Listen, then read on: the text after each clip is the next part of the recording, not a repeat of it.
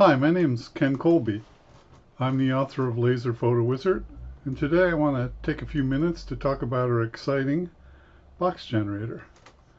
Now, I actually created the box generator to make some gifts for my grandkids, and I got so excited by it I got carried away and stuck in a whole bunch of options, and so I hope you'll enjoy it as much as I've enjoyed it. So I'll go through the options very quickly, and then later in the video I'll explain them in more detail. So basically you can have a box that has a top. Obviously if it doesn't have a top, it's a tray. You can indent the top, you can attach a bottom, and you can indent the bottom. Now if you want to create a box that opens, you create a box that has a top attached and no bottom, and then a bottom that has a bottom attached and no top. But what I like to do is I just attach them both, and then I go to a bandsaw and saw the box in half. And it's just a little easier to do it that way. You can attach the sides only, and I'll explain that later. You can go with 3 connectors rather than so many little connectors. You can add a handle, and you can cut out the bottom. And again, I'll demonstrate what all this means later. So let's create a simple box. Let's go with 7 inches wide, 2.5 inches tall, maybe 5 inches deep. It's 1/4 inch all the way around. And since it's a pretty big box, we're going to go with a 1/2 inch for the gap, and then dots per inch is 508 to match exactly the image size I have here, which is the one that my laser requires. So we're going to, you can also create box dividers, but I don't really need them, but it creates them anyways. It doesn't hurt. So the system will create box dividers, and if you do want them to be any particular size, you can enter that there. So all you have to do now that we've entered our box parameters is click create a box file. It takes a second, and then boom, all the boxes are created. Now notice that the dimensions of the final box don't match the box width we asked for. And that's because it's honoring this gap size. It's got to have an exact number of gaps. And so in order to honor that, to make an even multiple, the system prefers that over the size. If you really want to have one that's exactly 5 inches, 5 by 7, then you can uncheck this and generate box files that way. Let's see what that does. So that's actually going to change the size of the gaps a little bit to make everything work out. And I'd rather not do that. I'd rather have my gaps be a uniform size. So we'll generate it one more time. And there we go. Okay, then it goes into an output folder, whatever you specify. In this case, I said box 1. And we can take a look at that. And these are the files that it produces. Or images, really. So there's obviously a back to the box, a bottom, a front, a back side, right side, top. Now these other files are if you're going to have the dividers, and these glue strips are if you'd rather not have so many holes in your box, you can create a glue strip that the top fits into. Same with this top inside. It'll create a little square that can sit on top of the box. So that's what's going on. Now let's see how we'd actually use that. Now I have, so I'll just minimize that. And I'll close that.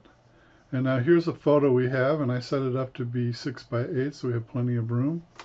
And you don't load an image. You have to go to Images and add an image.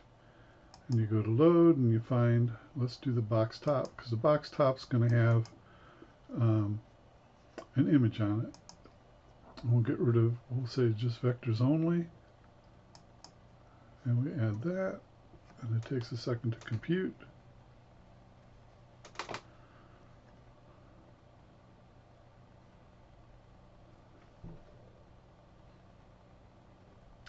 promise it'll do it.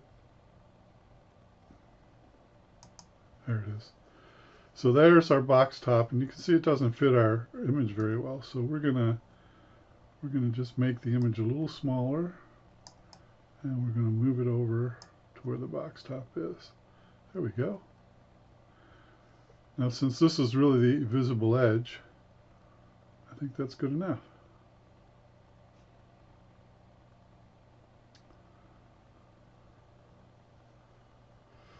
Okay, so we're going to send it to our laser. In my case, I have a Spirit laser. I'm going to go with Properties, and we're going to go with Maplewood.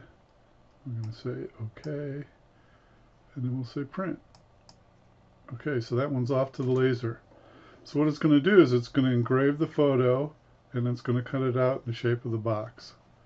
Now we also need a bottom for the box, but we don't need the photo there. So we can choose to reset on load. If you unclick this, it won't get rid of the existing box top.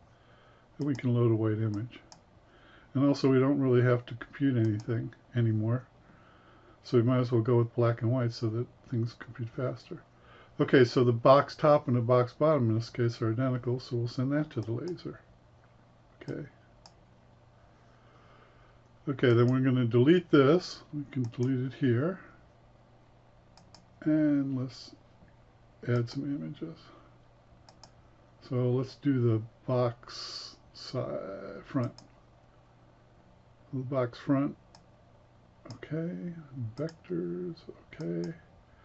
And then we don't have to wait for it to compute. We can just load it again. Box front. Open. Okay.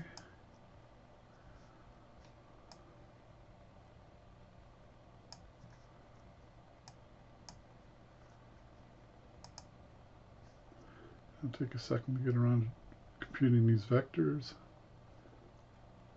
There it is. Oh, I forgot to say vectors. Okay, so we can edit that and say vectors.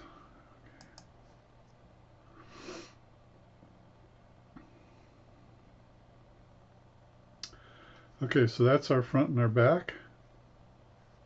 So we'll print that.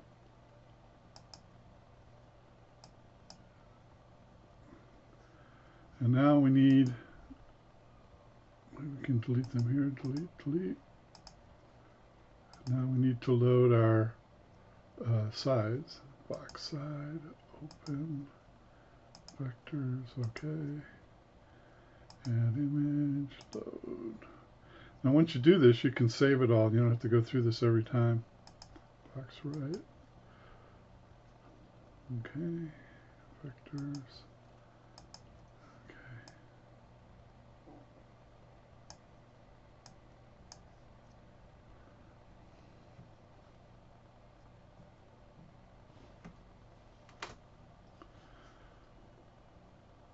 Okay, so now we're going to print that.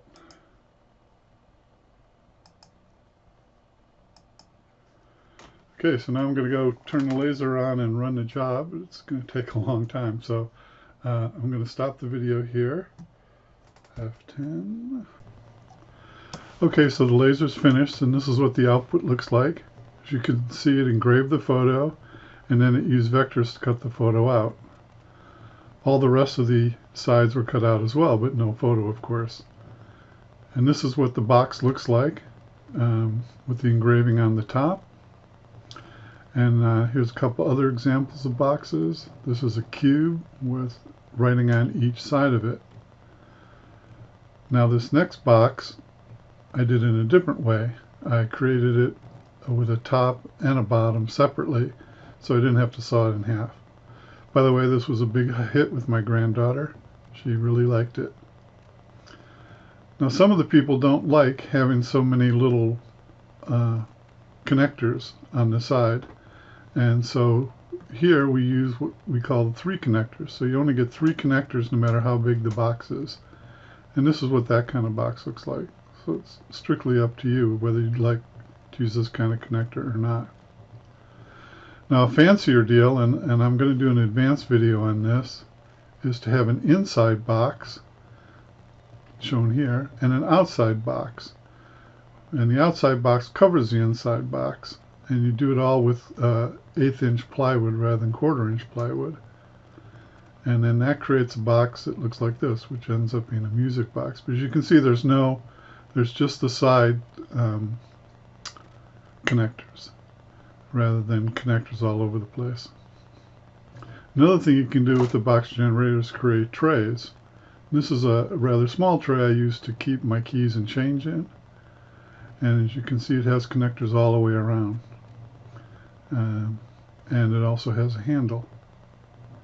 Now this one also has a handle, but it says attach sides only.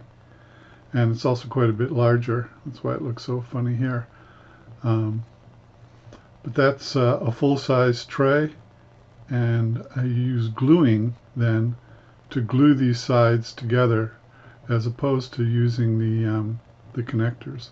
So you can see there's no connectors in the front of the tray. So thanks for watching. I hope you enjoyed the video, and I look forward to you trying the box generator. Send me some photos of the boxes you make.